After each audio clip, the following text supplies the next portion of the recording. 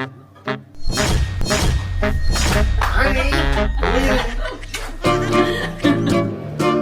to netizens, nakakatulog ba kayo na hindi pa umuuwi yung mga anak nyo?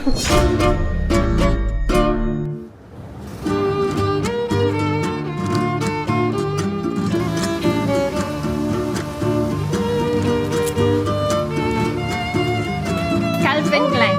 Do you like it? Oo. Hello. Umiyak na siya. Sabi niya, Mami, sobrang pagod na ako sa pag-aaral. Kung pwedeng mag-rest today. Tapos, aral ulit ako ng maigi tomorrow. Naiiyak ako.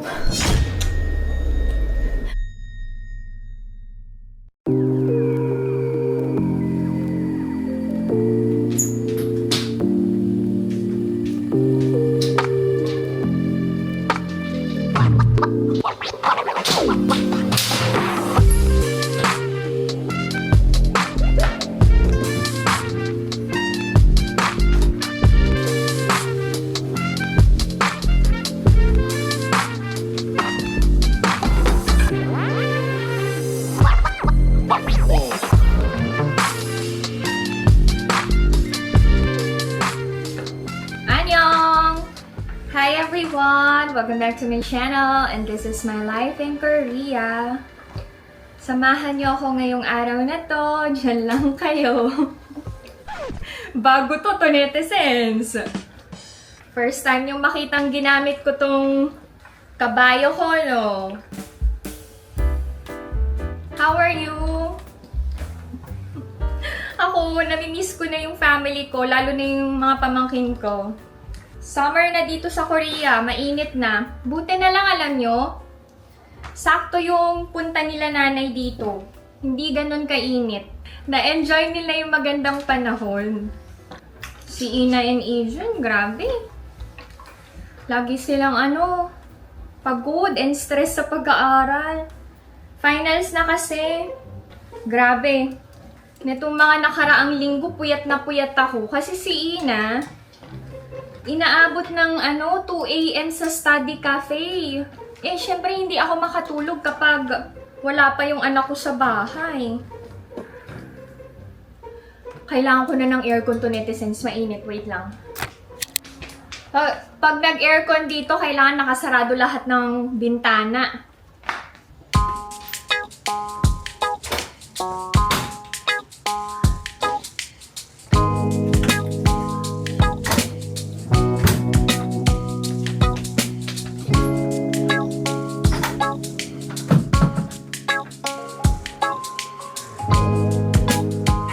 Power. Anyway, balik ako sa kwento ko. Lagi akong puyat, tapos maaga ako nagigising. Ang ginagawa ko, pagpasok ng mga kids, umiidlip ulit ako. Kasi kapag hindi ko inidlip, naku, wala akong energy talaga. Solo ko lahat ng gawaing bahay. Hindi naman uso ang kasambahay dito sa Korea.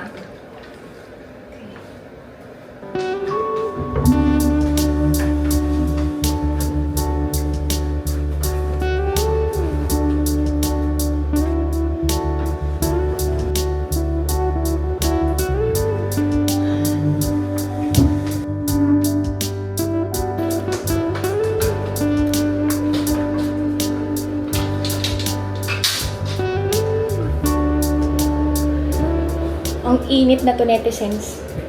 Magtutupi ako. Kayo to netizens, nakakatulog ba kayo na hindi pa umuuwi yung mga anak nyo? It's either si Alex or ako kasi yung maghihintay. Pagod si Alex sa work. So, ako yung madalas na pupuyat. Pagkatapos na tong finals, makaka-relax na yung mga bata. Okay. May nagtanong about sa vitamin C serum and cream na nirecommend ko, pampaputi ng kilikili, diba? Gaano katagal bago nakita yung result? At least 6 to 8 weeks. Pero kasi depende rin yun sa sa skin. Kasi hindi naman talaga sobrang itim ng kilikili ko. So, nakita ko kagad yung result nung pag-apply ng vitamin C serum and cream. And huwag kayong magmadali to netizens. Ang importante, continuous yung pag-apply nyo.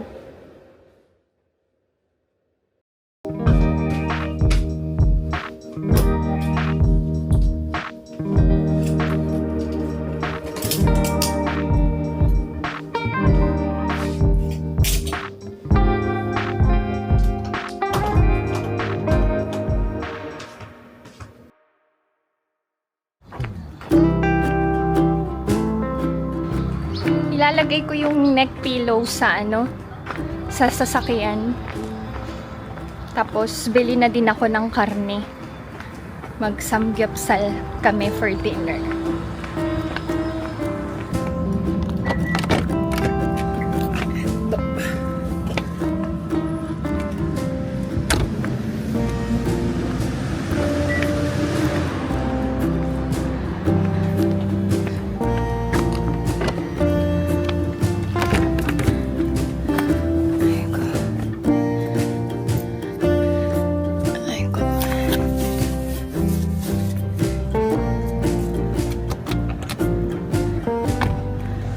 Amoy pintura kasi nire-repaint yung apartment namin.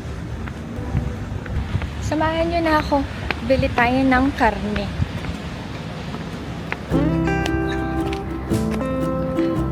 Walang katao-tao sa playground. Miss na miss ko na yung mga pamangking ko. Wala nang tumatawag sa akin ng tita. Tita. Tita ta ta ta ta ta. Makapag-swing na. Huwag na. Bili na ako ng karne. Daan muna ako sa pharmacy. Ay, push pala. Nakabili na ako. Walang tao sa bilihan ng karne.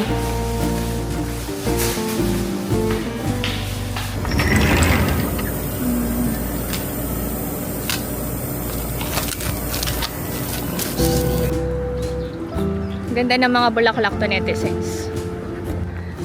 Nakabili na ako ng karne. Daan ako sa bilihan ng ice cream.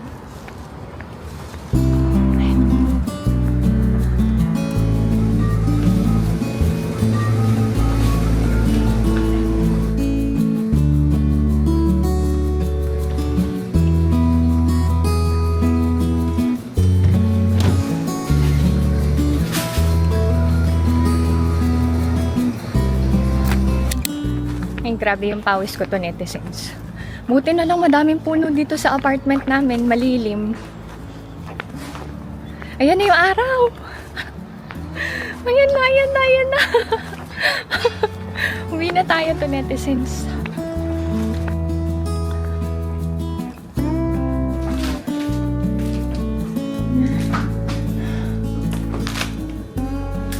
Ay, thank you Lord. Bago uminit yung araw, nakauwi na ako. Ang bait mo talaga, Lord. Eh di hindi na ako sobrang nainitan. Kain tayo ice cream. Bumili ako ng waterproof dressing bandage for Ina. Kasi, nadapa siya. During PE class. Nagasgas yung dalawa niyang tuhod. Sina, ang puti-puti niya. Saka makinis yung legs niya. Medyo malaki lang. Sabi ko, ala, may galos na yung legs mo. Buti na lang si Ina, nagbana sa tatay niya. Kasi hindi nagli-leave ng scar. Si Ijun na nagmana sa akin. Pag nagka-scar, ang tagal bago mag-fade. Maaga uuwi si Alex today. Half day siya sa work kasi may check-up siya. Hindi na ako nagpunta sa Seoul para samahan siya. Kain tayo together soon. Pag nasa edad na 40 ka na, I think kailangan nating mas maging maingat and conscious sa health natin. Ang ice cream dito sa Korea, hindi ganun katamis. Pero alam niyo ako, mas gusto ko yung ice cream natin sa Pinas. Except yung Baskin Robbins. Masarap talaga yung ice cream ng Baskin Robbins. Namimiss kong flavor ng ice cream, yung ube and Rocky Road. Iba yung tamis ng Rocky Road. Masarap. Even yung cake dito sa Korea, hindi din ganun katamis. Pero mas gusto ko cake ng Pinas. Sobrang sarap. Even yung bingsu dito, masarap naman. Pero mas masarap ang halo-halo natin. The best. Pag settled na si inay ni Ijun, hindi na ako sa Korea magstay. Sa Pinas na ako magstay. Alam niyo kaming mag-asawa to netizens, na pag-uusapan na namin talaga yung future naming dalawa.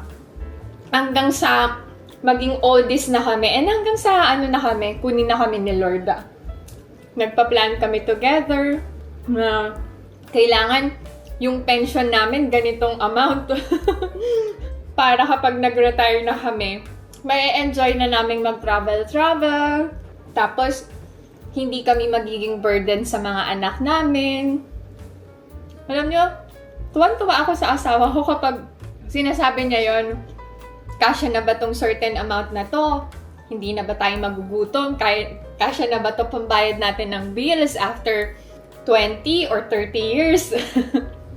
Kayo mga couples, ganun din ba kayo? Parang, do you plan ahead para sa pagtanda nyo? I think importante din na as parents or as couple, kung wala kayong anak, maging responsable din kayo sa sarili nyo. Kasi alam nyo, ang tendency pag naging magulang ka na, ang focus na or ang priority talaga ay mga anak. Which is tama naman kasi responsibility talaga natin ng mga anak natin. Pero, responsibilidad din natin yung sarili natin.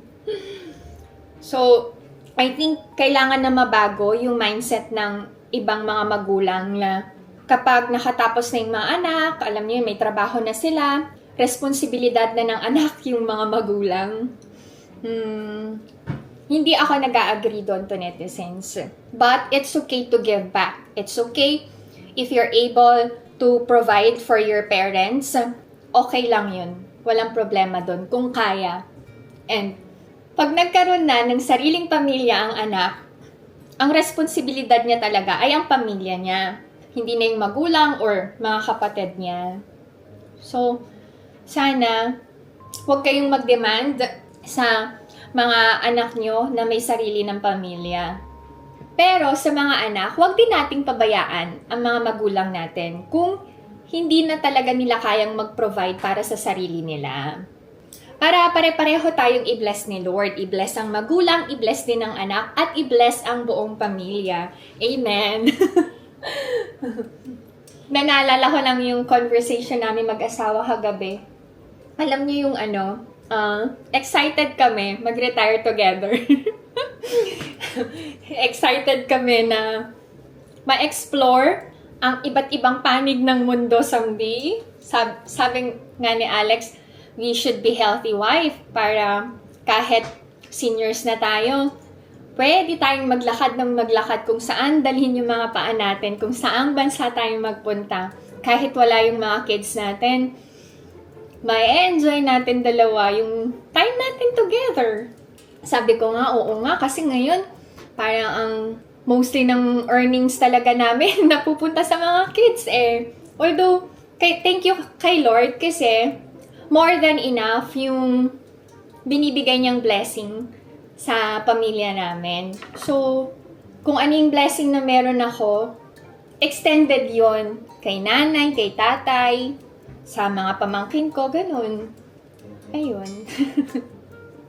Nakakatuwa din kasi, no, na magkaroon ng ganung oras para sa mag-asawa, yung pag-usapan, yung, anyway, paulit-ulit ako. Hindi kasi lately, alam nyo, kami mag-asawa, ang dami naming, deep conversations na talagang feeling ko nagpapatibay ng relasyon namin as a married couple. Ayun lang. Na-share ko lang to, netizens. Okay. Naubusan ako ng kanina dressing bandage. So, nilagyan ko lang ng gamot yung gasgas ni Ina. Sabi ko, I'll buy later, baby.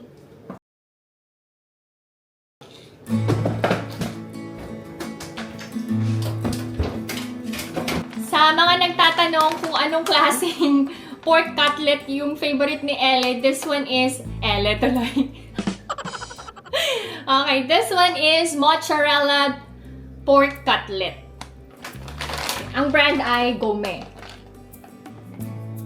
3 piraso na to.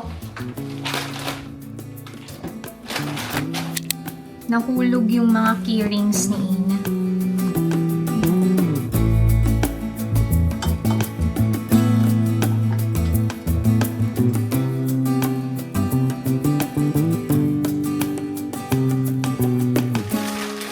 My husband is home. Mag-prepare ako ng merienda namin. Bibimyeon. Cold noodle to. Turuan ko kayo paano magluto. Kala mo naman. Complicated iluto. Instant noodles lang, no? Yung sauce, kailangan kong i-ref para malamig.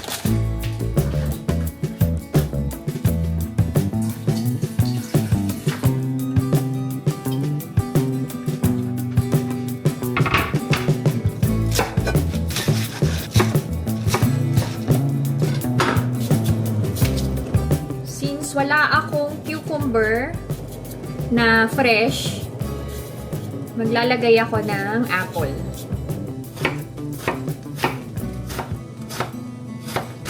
Kumukulo na.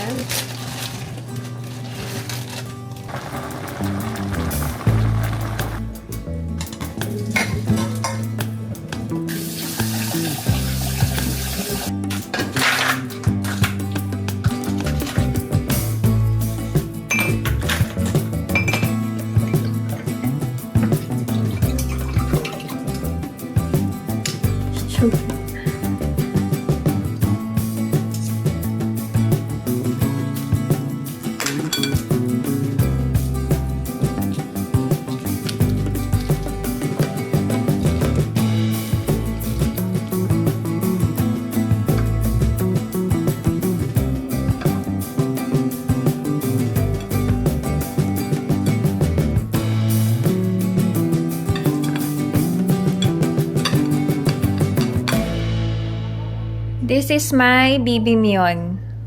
Hi. 잘 먹겠습니다. Yes.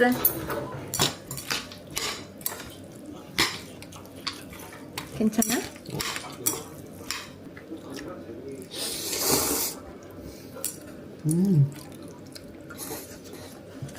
Masarap?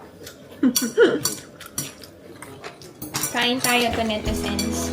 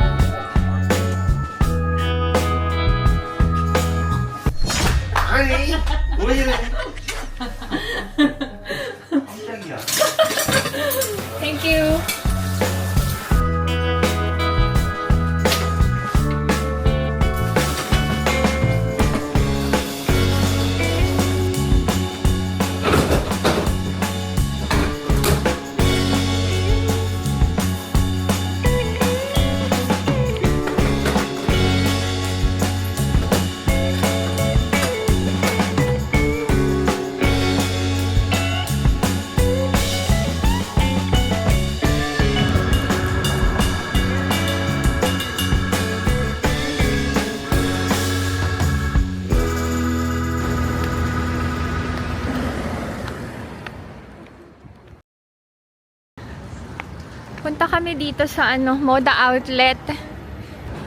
Uy, naka-sale ah.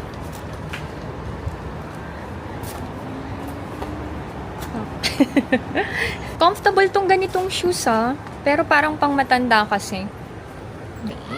Papaputulan namin yung pantalon niya. Masyadong mahaba.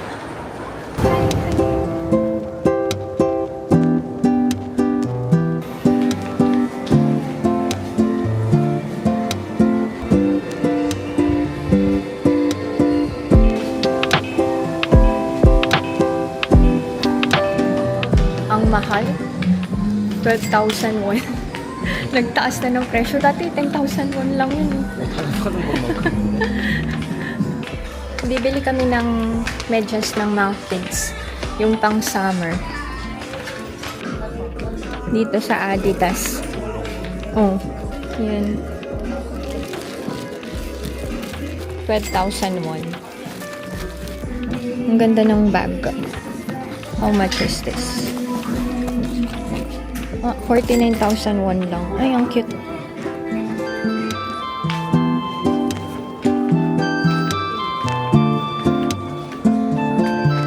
Dito sa Guess may socks.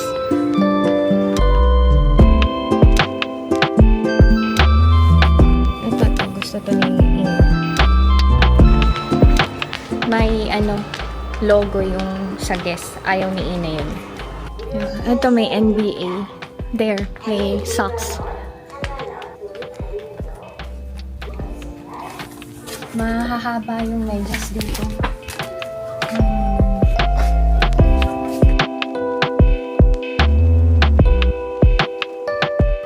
Sa Calvin Klein daw, sabi ko mahal dyan eh. Sabi niya, it's okay daw. Para sa kids naman.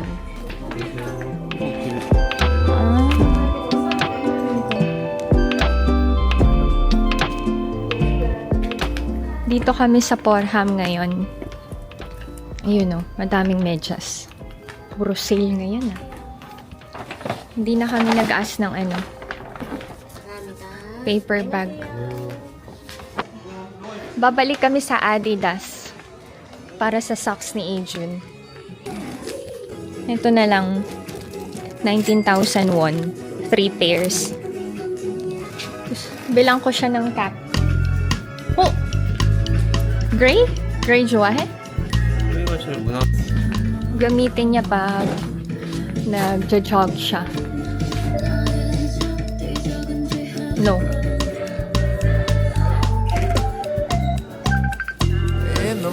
Samida! Si Ina tumawag. Baby, no, yun, Moda Outlet ya. Yonda Outlet. Oh, you're hungry? 알았어. 기다려. Bilhan namin siya ng merienda niya. Hinihintay pa namin yung pants ni Alex. Tapos na.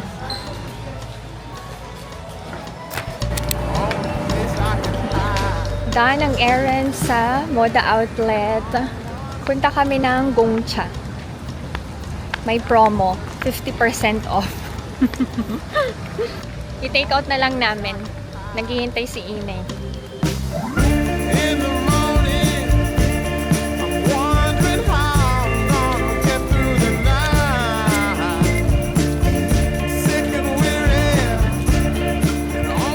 Let's go to Gongcha.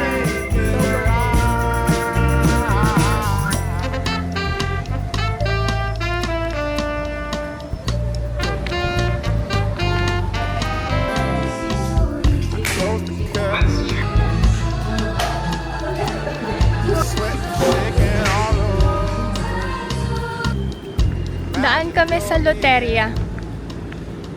Mag-take out na lang kami. Okay, burger lang in-order namin for Ina. Uwi na kami. Kailangan makakain si Ina bago siya pumasok sa academy. Okay, we bought your socks. Check muna. Nasaan yung socks niya? Oh, I bought you Calvin Klein. Do you like it? Oh. And I bought you this. Kingo. Oh, thank you. Okay. Come on, eat your hamburger na. Thank you. Yung pants niya. Sa guess yan, mahaba kasi yung pants ng guess. Eh, hindi katangkaran si Alex.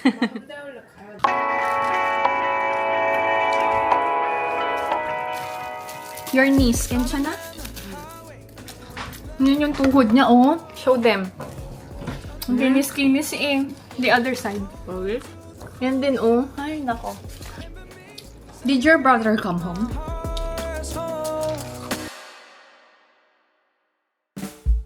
Hi. You drink your gongcha.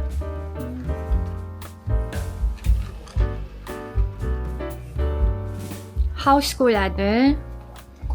Good. Are you hungry? Babchuk ka? Hmm? Say bye. Hello. Bye-bye na. Bye. Bye to netizens! Thank you so much sa pagsama sa akin ngayong araw na to. See you sa next vlog. Bye!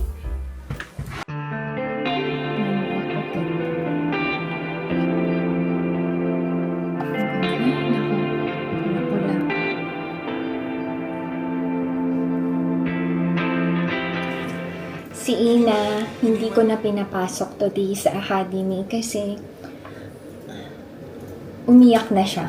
Sabi niya, Mami, sobrang pagod na ako sa pag-aaral. Kung pwedeng mag-rest today. Tapos, aral ulit ako ng maigi tomorrow.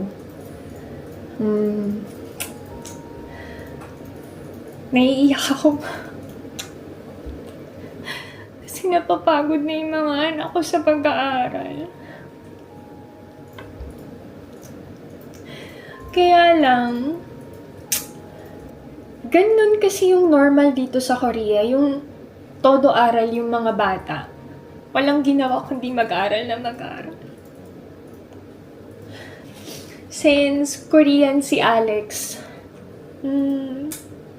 medyo magkaiba kami